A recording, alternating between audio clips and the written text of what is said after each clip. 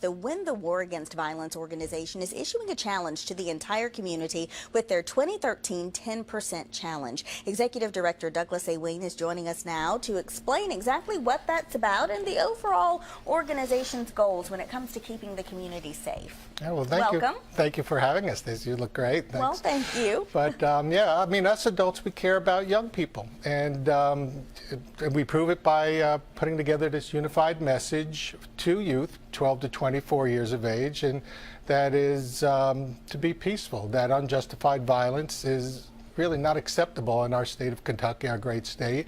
And to prove it, the governor, the General Assembly, Department of Education, and 130 mayors just in Kentucky have, through proclamation or resolution, agreed to this message, just to tell youth to reduce violence 10% in this year, 2013.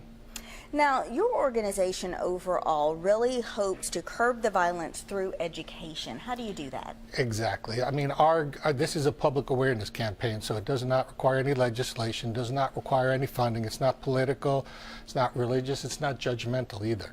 And as Mary Lou Angelou said, that if you know better, you do better. And we find that there's a lot of evidence with children, too, that if kids know better, they do better. And we encourage them. We understand there's a lot of youth that are alone in this world, but when they're peaceful, they act in their own self-interest, not for us, but they act in their own self without being selfish. And that's a rare combination. And as we like to say, peaceful people, that's the greatest team of all time.